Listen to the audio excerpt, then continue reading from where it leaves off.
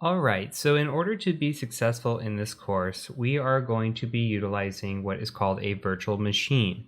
Now, virtual machines are known as VMs for short, and a VM is just a machine on top of a machine. And to give you an example, I'm actually running this Windows 10 instance that you see here on top of my Windows 10 instance. So here you can see if I scroll up that I have a Windows 10 machine. I also have a Linux machine sitting here. If I were to demaximize this, you can see that I'm actually running here a Windows machine in the back. This is my wife and I.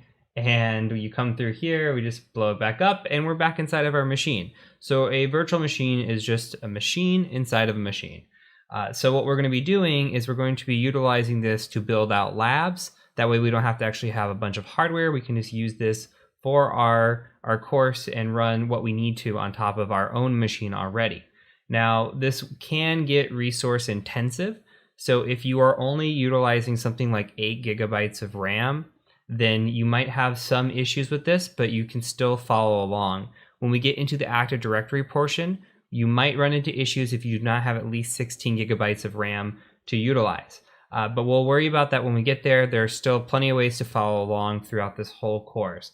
So another thing to note is that I use VMs every single day. This machine that you see here is actually my day-to-day pen testing machine. So I run a Kali Linux instance on top of my Windows machine and utilize that to do penetration testing. So I'm going to demonstrate that to you and how we're going to build out our labs with that.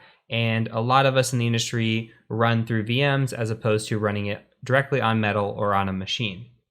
So in order to utilize virtual machines, we first need some sort of virtual machine software to play these. So there are two different ways that we can do this. If you are on a Windows machine or a Linux machine, you can utilize VMware Workstation Player. Now, if you type in VMware Workstation Player in Google, the first one here that says download VMware Workstation Player, you just click on that. And if you are in a Mac environment, you're going to be utilizing Oracle VirtualBox. So if you type in Oracle VirtualBox, you come here and you go to Downloads. You have your option there as well. So in this course, I will be using VMware Workstation Player. I'm going to be running it on top of Windows. If you are using Mac, that is absolutely fine. You're going to be following along just the same. All you need to be able to do is follow the same instructions that I give you and you will be A-OK. So if you scroll down here, you can see try Workstation Player for Windows or try Workstation Player for Linux. Go ahead and just select download now. That should bring up a download and go ahead and save it. If you're doing VirtualBox, go ahead and download for OS X. I will download the Windows version just so that we can see what that looks like as well. So I'll save both of these. So let's view our downloads, and we've got VMware Workstation Player here. I'm going to go ahead and open this one, and we're going to install this. And this will be very point and click. So next, accept the agreement, possibly give away our first child. Yeah, we should go ahead and install the enhanced keyboard driver while we have this. And then we don't need to join any improvement programs or check for product update. That's okay. We will install desktop, start menu. You check your preferences as you like it. I'm just going to install this. And this should just finish here in just a second. Okay, then you'll be brought to this screen once everything's done. It should take about a minute or two. And we're going to go ahead and hit finish. And it's going to want a restart to take effect. You can go ahead and restart your system. I'm going to say no right now. Let's go ahead and install VirtualBox if you are a Mac user. We'll hit next. Next here. Next. And yes. And install. Accept. And again, very point and click with the installation.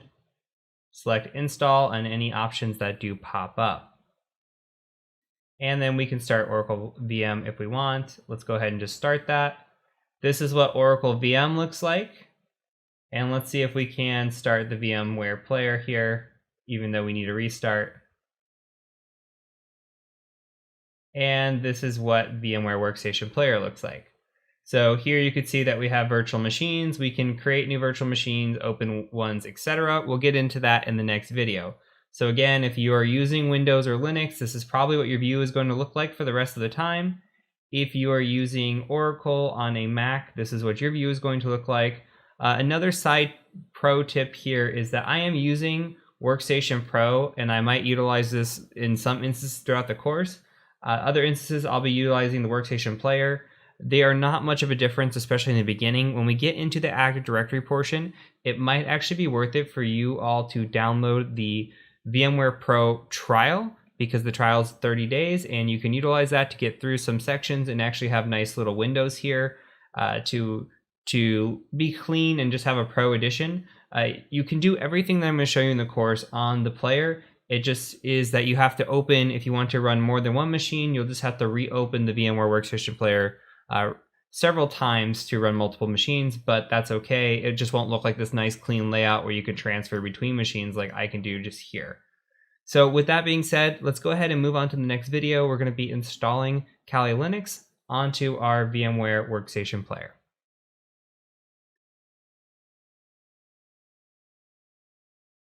Now that we've installed VMware or VirtualBox, we need to install Linux. We're going to be using a version of Linux called Kali Linux throughout this course. This version of Linux is a Debian-based distribution which is geared towards ethical hacking and penetration testing. So it's a special version of Linux that allows us to have all the tools in one place that will allow us to hack without having to download these tools and install them on our own custom Linux distribution. So it's all kind of nicely built into one package. So if you go out to Google and you type in Kali Linux download, you should see this link. I'll put the link in the description below as well, but you should just be able to go to Get Kali right here. And you're going to be presented with a couple of options here. We're going to be using a virtual machine in this course, so we're just going to go ahead and click on this virtual machine option. And that's going to take us down just a little bit here. What you're going to do is you're going to download the respective version that you need. So if you need VMware, you download VMware. If you're using VirtualBox, go ahead and download the VirtualBox one.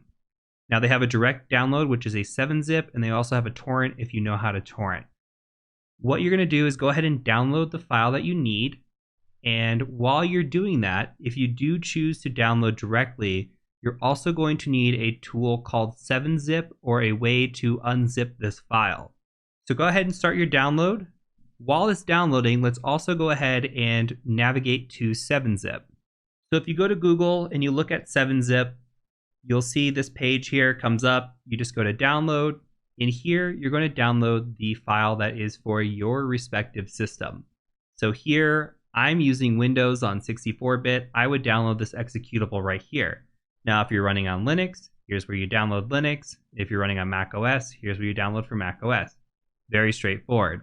I've already got this installed, but what you need to do is just download this and literally click next through it. Make sure you get it installed. Go ahead and pause the video. Once that is installed, 7-zip that is, and once you have the actual Kali image downloaded, go ahead and unpause the video. I'll be here waiting for you. Okay, so your next step should look something like this. You have your 7-zip file open. You should see a folder located in there. And the easiest thing is to just drag and drop this. You can also right-click and extract if you know where you want to extract it. I created a folder called Kali. I'm just going to grab this and I'm going to drag it over. And it's going to take a minute here, just a few seconds honestly, to unzip. The file size of this one, at least for the VMware version, is around 11 gigabytes or 11 gigabytes exactly unzipped. So make sure you have the space on your hard drive in order to do this. Now, once you have it unzipped, you can go ahead and just double click in here. You'll see a bunch of files. If you have VMware installed, you can actually just double click on this VMX file and that should open things up for you. I'm just going to show you the other way around doing this as well. So with VMware Workstation Player open, what you're going to want to do is go to Open a Virtual Machine. And in the folder that you have, you should see this VMX file as well. Again, you could double click it or you could just open it through this. what's going to happen is it's going to open that file here, and you're going to want to edit this virtual machine settings. Once you have it loaded, click on Edit Virtual Machine Settings. And in here, we're going to want to first change the amount of RAM that we have. Now, this is dependent on your system. If you have like 8 gigs of RAM or maybe even 16 gigs of RAM, you might want to try leaving it at 2 at first. I'm going to bump mine up to 4 gigs, which is 4096. And I have 128 gigs of RAM, so I have more than enough space to allocate for this. But if you're on like 8 gigs of RAM, probably not the best idea to jack this up beyond 2. Honestly, I would try it at 1, maybe 2, see how it works. The other thing you're going to want to make sure of is that you're running on NAT network. So if you click on network adapter, make sure that it says NAT and that's selected. Once that's selected, go ahead and hit OK. And then you're just going to hit play virtual machine. When it asks you what to do, just say I copied it. Now from here, it's going to take a minute for this to load. You can just let this run through. It'll boot on its own. Once you are presented with the login screen, go ahead and unpause the video, but until then, pause, and I'll meet you back when you're at the login screen. Okay, I'm at the login screen. I'm going to make this a little bit bigger just so we can see. And from here, what I'm going to do is I'm just going to type in the username of Kali, K-A-L-I, and the password of Kali, K-A-L-I. Hit enter. And if you see this screen, congratulations, you have successfully installed Kali Linux and you now have it up and running. In later videos, we're going to cover what we're going to be doing and how to use this and how to use Linux and all this. But for now, pat yourself on the back. You've got Linux installed, and we're going to pause here and move on to the next video.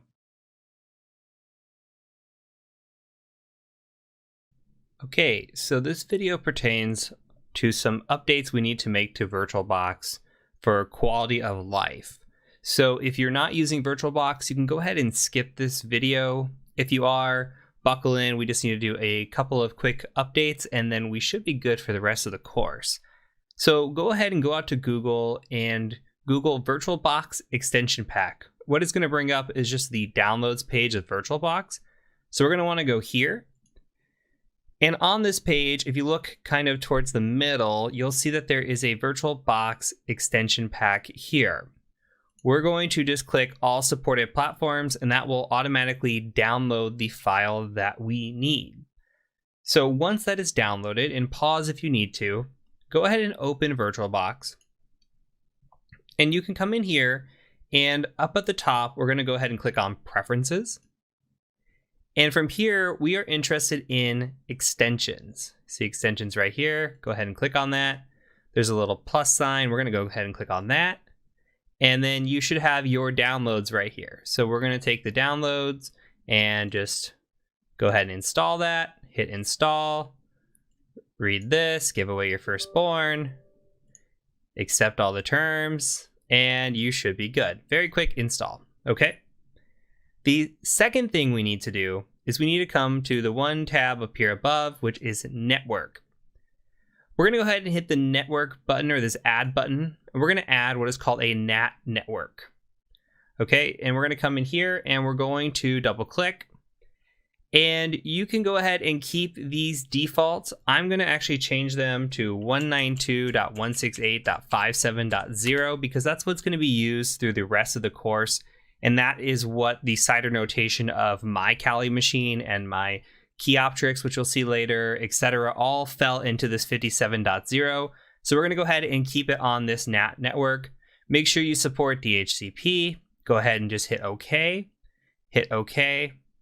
And then for a machine, and make sure any machine that you use, again, any machine that you use in this course, make sure you set it to NAT network if you're using VirtualBox. So you can come in here, click on a machine like this mail machine I have here. You can just click on that, settings, go to network, and then you can go ahead and just go to NAT network. All right. And that name right here, you see name NAT network. That's all we're going to use. That'll automatically set it up. So when you have a Kali machine running later and you have Keyoptrix or another box running, or even when we build out an Active Directory lab, you need to make sure that you're running that NAT network so that all of the machines are on the same subnet. If you don't, You might run into a situation where the same IP comes up for the same machine, and then they're conflicting with each other, or you get on different networks and some weird stuff happens. So make sure, again, that it's imperative that you're setting that network for every single machine that you're setting up. So with that said, we're going to go ahead and move on to the next video in this section.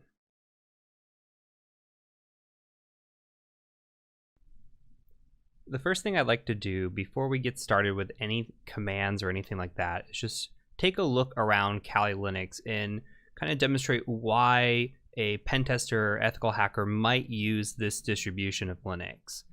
Now, throughout the course, as stated in the last video, you might see a different version of this pop up as I recorded videos on some of the older versions. Everything should still work just as is. You just might see a different look and feel to some of the Kali interface, but all the commands I'm going to show you, everything that we do is going to be the same. So let's take a look and just explore Kali Linux just for a bit. So if we come up here into the corner and we just click on the little Kali logo, you can see that we have nice things broken out for us. So we've got these favorites up here, which we have our terminal, which we're going to be living in essentially. We've got a text editor, we've got a web browser, which is basically Firefox. We've got some other tools down here, docs, etc. The other thing that we can come scroll through is we can see that we have different applications in here. If we look at the different sections, these kind of go in order, which we haven't covered quite yet, but in the order of how a hack might go down. So information gathering is usually the first step. You can come in here, look through this, and here's a bunch of tools related to information gathering. You can even click into these and go deeper if you wanted to, related to specific things. So DNS or SMB or open source intelligence. All of this that's in here, this is just built-in tools. So let's say we're coming in here and we want to do a wireless attack. Well, we go to wireless attacks. We've got a bunch of tools already built in.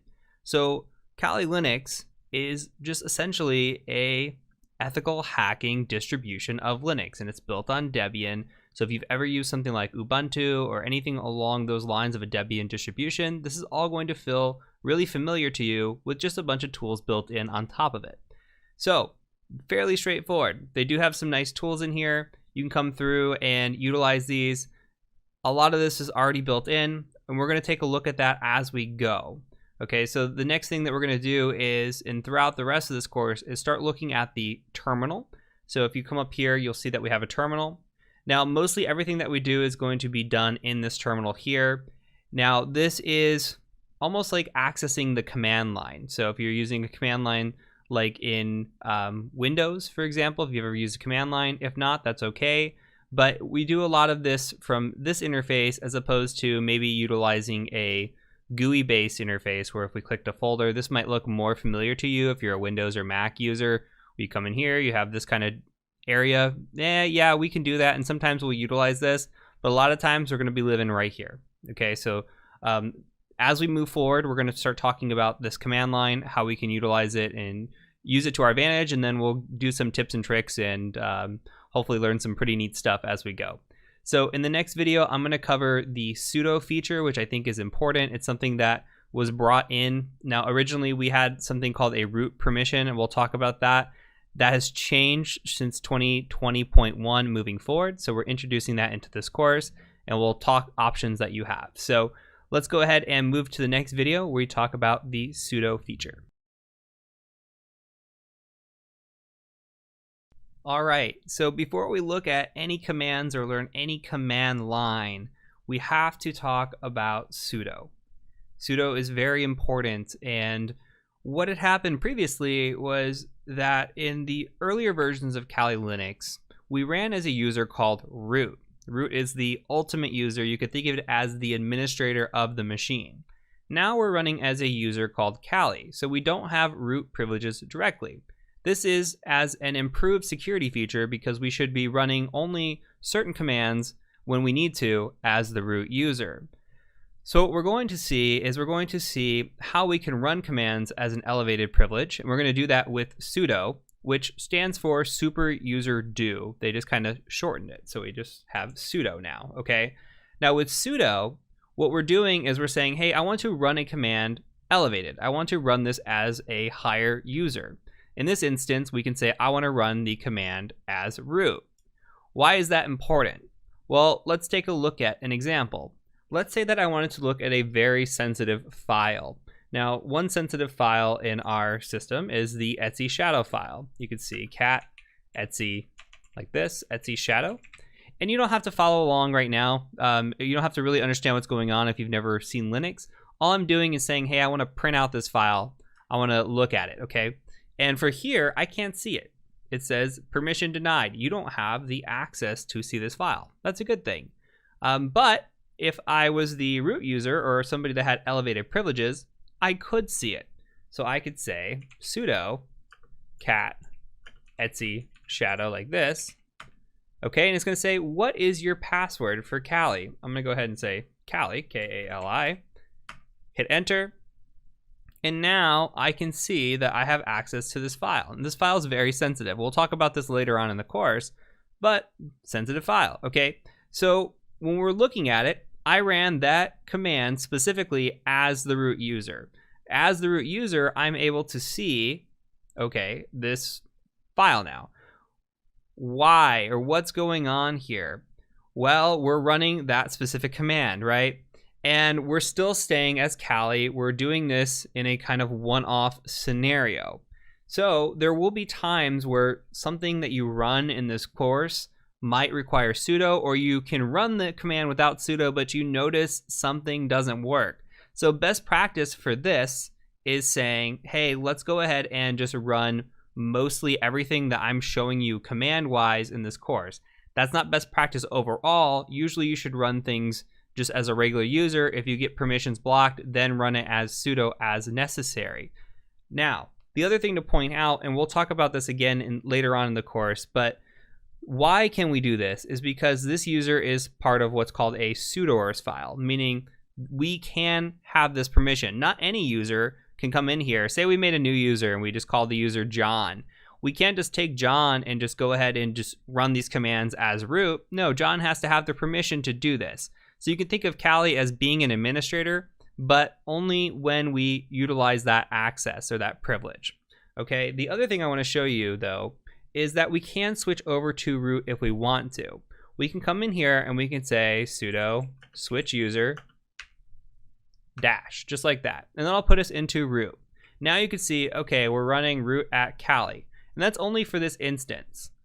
You can, if you want, I'm not going to demonstrate how to do this, but you can, if you want, change the root password, log out, and log back in as root, and run through this course as root. Again, that's not best security practice, but that feature is available to you if you are a Linux user that is comfortable with Linux, comfortable with running as root, and you want the easy path.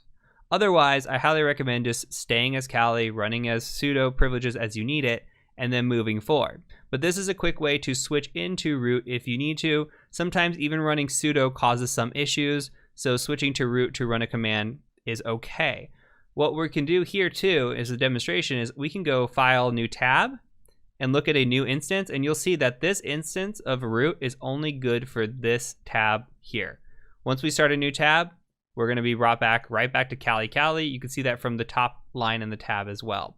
So just keep note of this when you're running commands in this course.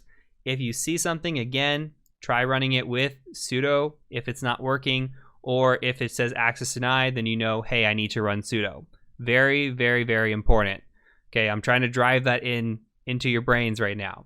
So from here, we're going to move on. We're going to start looking at how to navigate around the file system, taking a look at everything from a bigger picture and diving into terminal. So I will see you over in the next video.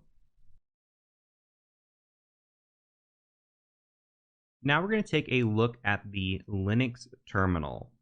And if you're a user of a regular computer like Windows or even Mac OS, you are probably used to using what is called a GUI, or a graphical user interface. And we can do this with our version of Linux. We can come in here, and if we want to like go to folders, we can absolutely open this and go to folders. We've got the ability to go to Firefox. We've got all of our tools in here that we want to use or look at, and we have a graphical user interface. However, a lot of our time is going to be spent on the command line and using a terminal. So it's very important that we learn how to use a terminal in Linux. So looking at our terminal here, we can see a few things before we even get started. The first thing is that we have a Kali at Kali. What does that mean? Well, the first instance here is Kali. That is your user. So remember, when we first logged in as Kali, and that is our user. So if we ever switch over to root, we'll see root here. The second part of this is our host name. So our computer name happens to also be Kali. If you change your host name, you could say whatever you wanted to say here. The last little part of this is this a tilde. This is actually the directory that you are currently in. So this is a quick way to say, what user am I, what workstation am I on, and what directory am I in. Now we can take a look at what directory we are in with the pwd command, and that stands for print working directory. And in this instance, you can see we are in the home/Kali folder, and that is the equivalent of being in the tilde. So if you see the tilde, that just means you are in your user's home folder. So if we were a root user, we would actually be in the /root folder as opposed to the home Kali folder. So the tilde means something different for every user that you're on. The next thing we're going to look at is the change directory feature. So imagine that we are in our folder here. So if we go to our desktop, and we're sitting in our Kali folder. This is really what we're looking at. So we're looking at Kali right here, and we want to get out of this Kali folder and change into another folder, say downloads, for example. If we go into downloads, it's very easy to click into, but how do we navigate around on the terminal? I'm going to show you how to do that. So the first thing we're going to do is use the cd command. That stands for change directory. Now, if we do change directory ... that says I want to go backwards. So if I do that, now you can see that we are in the /home folder, but we can also do a pwd, print the working directory, and you can see that we are in the home folder. Now, can we go any further back? Well, let's try cd ... again. And now you can see we are at a /. If we do a pwd, we are at a /. And one more time, I'm going to cd ... and see if anything happens. Nothing happens here. We cannot change any further. We are in what is called our base directory. So if you see a /, think of that as the base folder. You cannot go any further back from that. Now I'm going to clear my screen. If you want to clear your screen, you just hit Control L like that, and that'll clear the screen. And from here, we are going to look at what is in our base folder. And to do that, we can use a tool called list, which is ls. So from here, we can see different colors and different things, and we can tell based on the colors, though these color schemes are not the greatest in the newest Kali Linux, we can still see hey, this darker version of blue is actually a folder where some of these other things are actually files. We don't have to worry too much about that right now, but we just came out of the home folder. So we can see here that we have a bunch of files and folders, and let's say we want to go back to the home folder. Well, we can cd home. And I'm going to start typing H, and I'm just going to hit tab. And because there's nothing else in here with an H, we don't have to worry too much. It will just autocomplete to the home folder. Now, for example, if there's a bunch of L's, I'm going to back up really quick before I hit enter. If I wanted to try something that has multiple items in here, if I try the L and I hit tab, you're going to see that there's going to be a lot of options for me to go through. And depending on what you have is when you can autocomplete. So if I start typing LO, it should know that there's only one LO, and I can tab and autocomplete the rest. So you just have to be able to get to a point where you can tab out, or if you know the first letter of the file that you're looking for, you can hit tab on that, and you can see, okay, here's where I need to be, or here's what I can look at with everything that starts with that letter. So I'm going to delete this, and we're going to cd back into home. We're going to ls to list the contents of home, which is just our Kali folder. So I'm going to cd into Kali. And if I ls from here, you can see that I have our desktop, documents, downloads, similar to what we saw in the graphical user interface when we were in the folder. Now we can see it from our terminal. Now, before we go diving deeper into these folders, something that I want to look at is what if I wanted to get to this Etsy folder over here? So there's this Etsy folder that was in our base. Now, if I try to cd into Etsy from here, nothing's going to work. I'm tabbing, nothing works. If I try cd Etsy, it's going to say I can't find it. So what does that mean? Well, when we change directories, we can only change directories from the folders that we have available to us. So I can only change directories into these folders by using that sort of nomenclature. However, if I can provide a full directory or a full path, then I can cd from any folder that I'm in. So if I go cd /, because remember we have the base here, well then I can say /et, start typing that out, and guess what? I get Etsy here. And if I wanted to dive deeper into what folders are in there, I could hit tab, and I could see all the folders that are available in the Etsy folder to complete my task. Now, if I hit enter, I will be brought into the Etsy folder. And similarly, I can hit ls and see all the files and folders that are in here. Now let's just cd here, and I'm going to use the tilde, and that's going to get us back to our home folder. I'm going to Control L to clear screen, and then I'm going to ls again, and you're going to see we're back where we just were. Now, in this case, what if I wanted to list the files of the Etsy folder? Well, it's the same thing. I could do ls /Etsy, and that will list all the files as if I were sitting in that folder. So just know that you can list folders and files. You can change directories from being within another directory. It doesn't have to be in that same up and down tree that I was showing you. There's a lot more robustness to these commands. Same thing, if we ls in here, we could take a look at the folders, and we don't have to change the directory to see what's in these folders. We can just ls desktop, for example, and start auto tab completing. There's nothing in there. I do have something in the downloads folder just because I changed my picture. I put our TCM security logo in there. So I have that in the downloads folder, but it's completely normal not to have anything in your desktop or downloads when you first install Kali. And again, we can achieve the same thing by cding into downloads and then hitting ls. You have the same object here as you saw before, except we're just now in that folder. So you have to declare the folder or be within the folder to see the contents. Okay, now let's go ahead and cd back to the base folder. You could cd ... or just use the tilde. I'm going to clear my screen.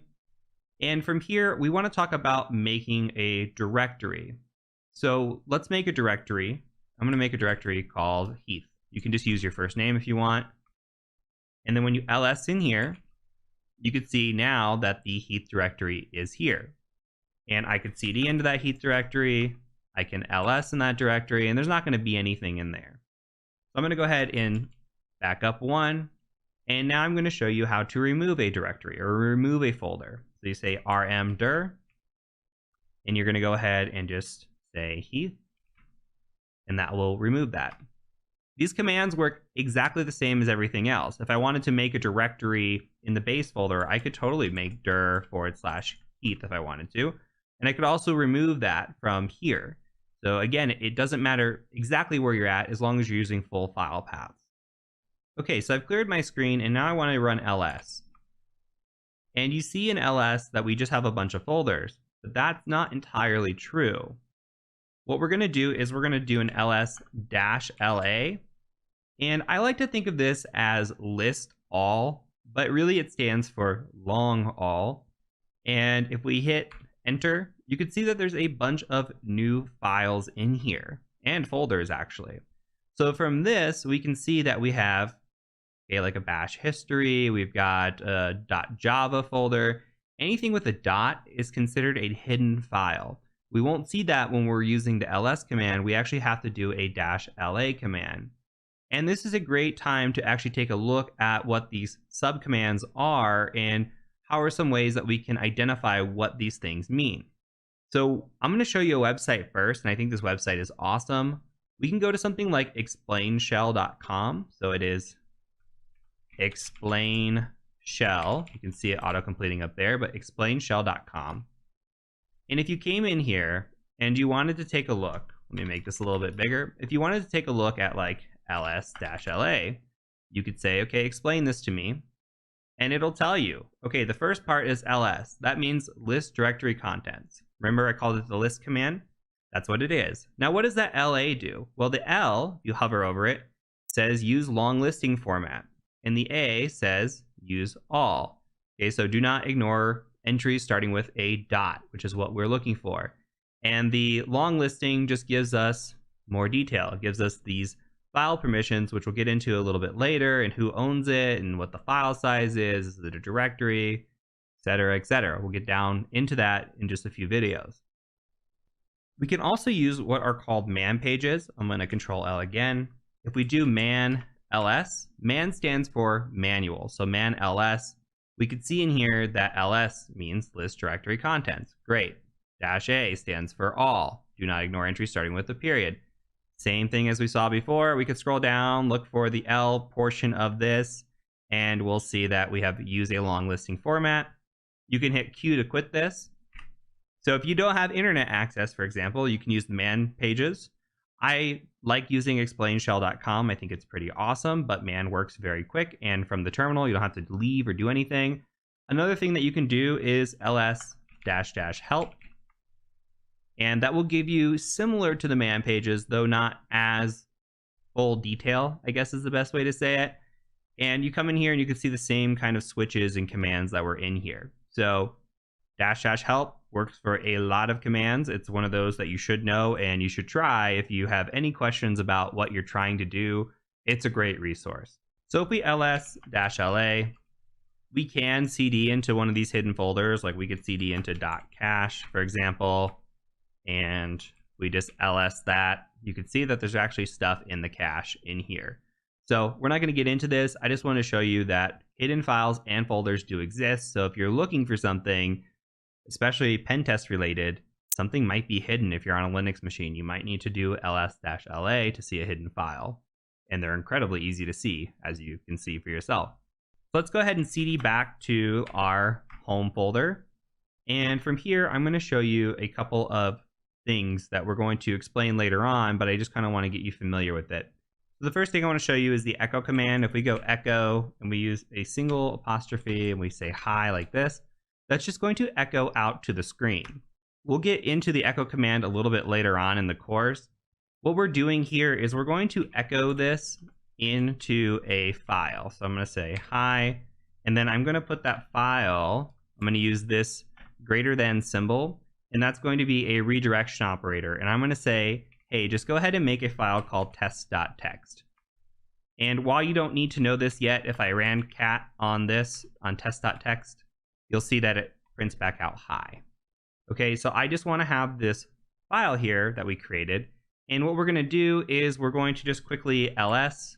We're going to see that it's there. You can see that there are color differences for files and folders again. And the reason we're making this in this video is I want to show you the copy command. So if we run copy on this, we could say copy test.txt. What I want to do is I want to copy this into the downloads folder. So I can just say copy test.txt into downloads. If we ls, we'll see that test.txt is here. We're making a copy. If we ls downloads, we can see that test.txt is actually in there as well. So similar with the remove directory, we can use the rm command, and what we're going to do is remove that file.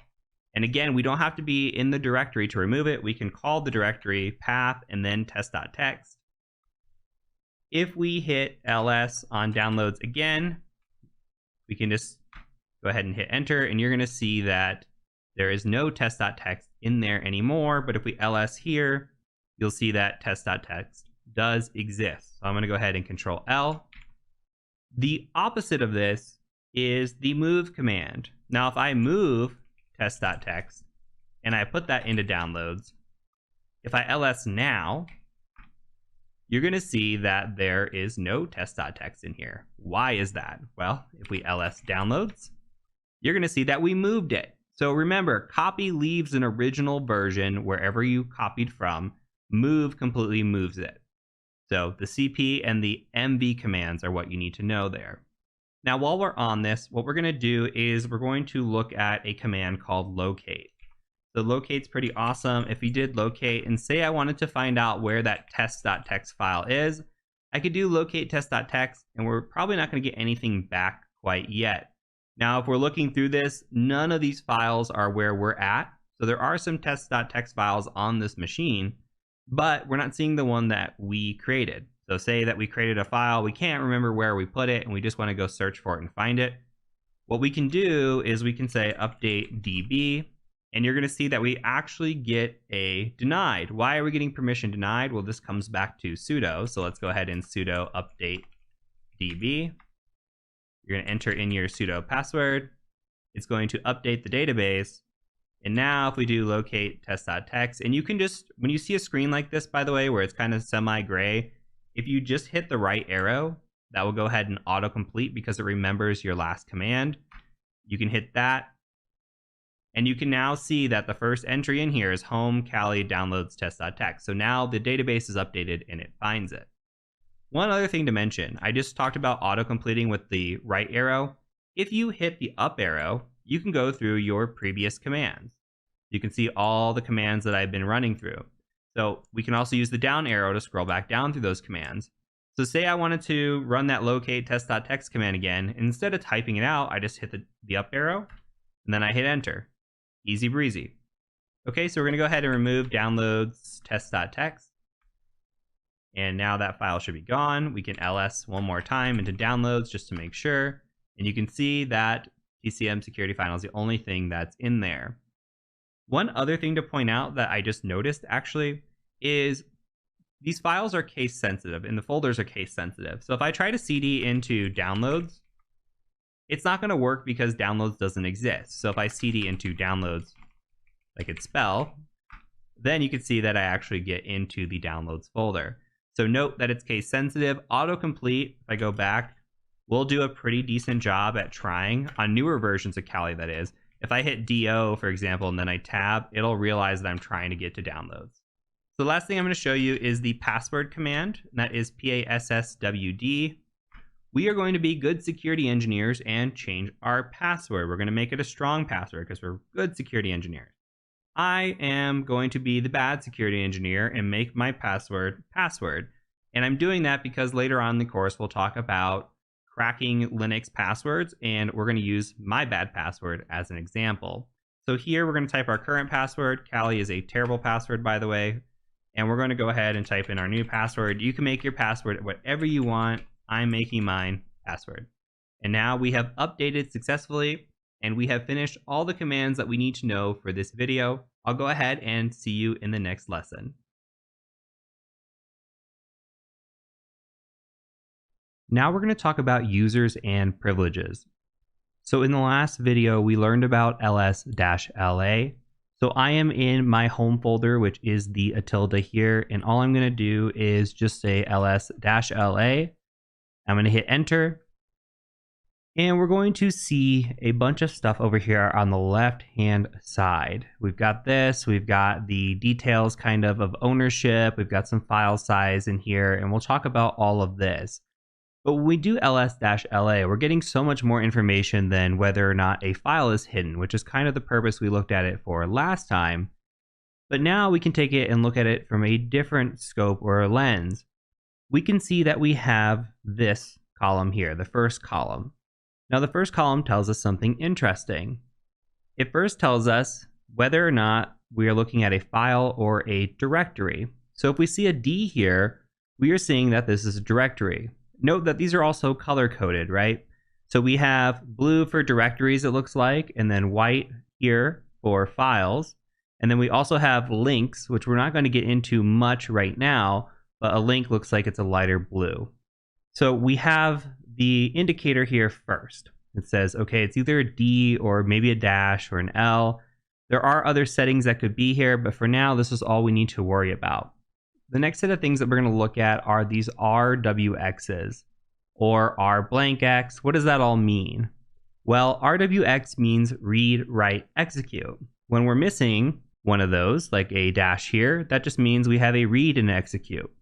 And there are actually three groups that we're looking at here. So we have the first group, which is the owner of our file. So this first group says read, write, execute for the owner of this file. And if we look at the owner of the file, we can actually see that the owner is going to be Kali. Well, in this instance, it's the directory. But here we're looking at Kali. You can see that one of these has root listed, but in this instance, since we're using the Kali user and we're in our home folder, we're looking at mostly Kali being the file owner for this. The next one we're going to look at is we're going to say, okay, group membership. So anybody that is a part of this group, what do they get ownership to, or what do they get to do with this directory or this file? Well, anybody in this group can read or execute, but they cannot write to this directory or file. And lastly, we have the third setting, which is all other users. What can all other users do? All other users can read and execute, but they cannot write here. And we don't have anything in here besides this link that is read, write, execute. We don't have a world read, write, execute in this folder, and that's okay. This does come into play when we're doing penetration testing. However, when we want to find some sort of file that has read, write access or read, write, execute access, if we have full access, that is ideal, especially if there are some sensitive files that we're not supposed to see, or maybe we're misconfigured, or if we need somewhere to write to on the disk. For example, if I clear the screen here and we do an ls-la of the temp folder, we could see that temp actually has read, write, execute privileges throughout. This is a great place when we're doing pen testing and we're working on a Linux machine, that if we need to come drop a file, we know that this temp folder can be written to, we can write whatever file we want and execute these files from here without having to worry about too many permissions. So if we're attacking machines later on, especially as we get on into the practical ethical hacking course, you may see me go and use the temp folder to upload malware or write a malicious file or something that I can do from a folder that is read, write, executable. So let's clear the screen again. Now, another reason and importance for the read, write, execute is that if we write a script, we won't be able to execute that script until we have full access to do so. That's going to become more important as we download files and try to run them against machines. But even in this little section, when we're looking at the bash scripting, we're going to need to be able to execute our script, and we're going to need to be able to change the permissions on that. Let's go ahead and do that here. We're going to create a little text file and just look at the permissions and how things change. So similar to the last video, we're going to do an echo, and we're just going to say hello. And in this, we are going to use our directional operator, and we are going to just put this in a hello.txt file. If we ls-la, we could see that hello.txt is in here, but look at the permissions that are set. We have read-write permissions. We don't have any execute permissions. If this was a script or anything that we're trying to run, the machine will not let us run it because we do not have the execute permissions. Same thing here. Everybody else can only read this file. They cannot write or execute this file. So we can change the permissions on this, and we can do that with the chmod, which stands for change mode. So I'm going to go ahead and clear screen again, and we can do a chmod. And there's two different ways to do this. The first way is to do something like a plus sign and then give the permissions that you want set for that file. So we could do something like rwx, that is read, write, execute. If you wanted just read access or read, write access or just write access, you would put the appropriate lettering there. And let's go ahead and just give this a read, write, execute. And I'm going to say hello.txt and hit enter. And we're going to go ahead and ls-la again. And now you can see that the color of this has changed. Why? It is fully read, write, executable for us as the user. Okay, as the owner, I should say. So that's one way of doing it. However, there is another way of doing this as well. We can say chmod 777 hello.txt, hit enter, do an ls-la, and you'll see now that everything has read, write, execute here. Well, what changed? What is this 777 and why is it so important? Okay, for that, we're going to jump over to PowerPoint for just a second. Okay, so we have different numbers that we can set for the chmod. And remember, we did 777 because we gave a 7 to each group. We had the first, second, and third groups. Remember that. Well, what does 7 mean? Well, 7 means read, write, execute. So for a read permission, we get 4 points. For a write, we get 2, and for execute, we get 1. So as you can see down here, we have 4 plus 2 plus 1. That equals 7. Well, if we had no permissions, that would be 0. So we could do something like a 700. you might see something like read only, and then you would just give it 444 across the board, for example. Or I've seen something like an SSH PEM file, and those files require specific permissions. Typically it is 644. So that would say that the owner has read write, but no execute, and then the rest of everybody else has just read access to that file. So that would be a 644 permission. So if you ever wonder what the permissions mean, you can always refer back to a chart like this or quickly Google what do the chmod numbers mean. Just know if you want to give something full permissions, you are going to set 777 across the board. And if we're doing hacking or doing penetration testing, that's often what we're going to use, with the exception of PEM files where they have to have more restricted permissions, sometimes 644, sometimes actually 400 is what I've seen as well. From here, let's go back to our Kali machine, and I'm going to go ahead and Control L to clear the screen. Here, we want to take a look at adding a user. So we're going to do a sudo add user, and you can give whatever username you want. I'm going to just call this user John. It's going to ask for our sudo password. Remember, we changed our password, so make sure you put in the right password. And now it's going to say, okay, what password do you want to use for John? I'm going to go ahead and enter that, and I'm going to enter it again. And then you could just hit enter through all of this and get back to this screen where it says Kali at Kali. From here, we're going to go ahead and switch user and go into John. So just do su John. I'm going to ask for John's password. Go ahead and give that password. And now you can see that we are John at Kali. So what is special about John? Well, we've made a new user, and John has some permissions. Now, if we wanted to cat out like the Etsy password file, we can. And this is a very common file that you're going to look at as a pen tester. If you come in here, the Etsy password file is important. This is something that we can see a lot of information about this machine.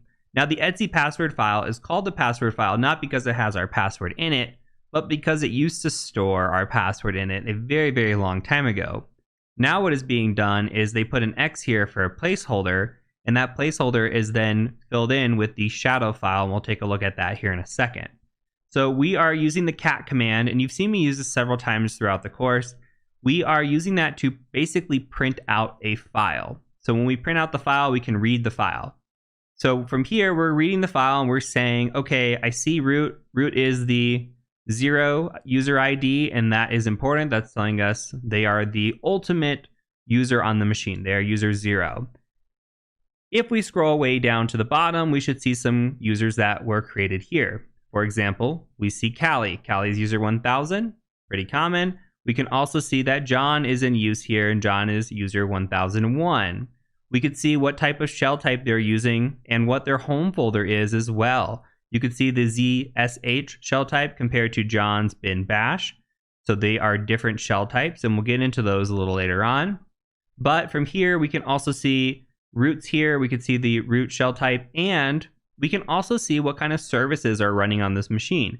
So if you want to find the users, I typically look at root, and then I look and scroll all the way to the bottom to see what's been installed besides what's on this machine. So in here, we can see some things like SSH, which is important. We know, okay, this has the capability of running SSH. Maybe it has an SSH service. Maybe it has a SQL service here with the MySQL, OpenVPN. So it's a little bit of information gathering. If we were to land on a machine, for example, and we're a low-level user with no privileges, we could start to look at who are the other users on the computer.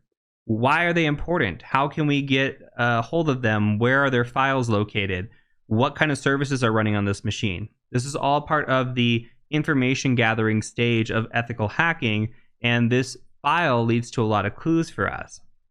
Now, clearing the screen, let's say I want to view the shadow file. The shadow file is the file that contains the password hashes for this machine.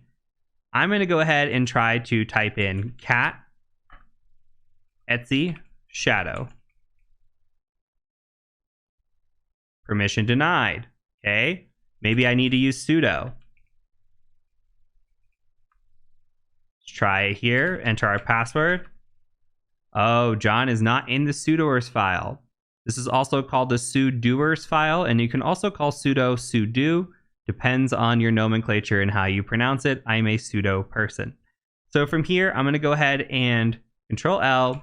We're going to switch user back into Kali, and we're going to take a look at some stuff. So if I go switch user, Kali, it's going to ask me for the password. We're going to enter our password in. And first thing, I want to show you the shadow file before we move on to the sudoers file. So if we go sudo cat etc shadow, I think this is important to see. You can come in here and remember how I said with a hash that this is set here. So our root password has not been set. There's no hash in here. And this is security best practice. We don't really want to have a root password unless we absolutely need to. In this instance, we might just want to have certain users that can elevate into root, and then if logging is enabled, we can then see from our logs who accessed that root account at what time. You really don't want to have a root password where anybody can just log in with a known password, because then that eliminates some accountability.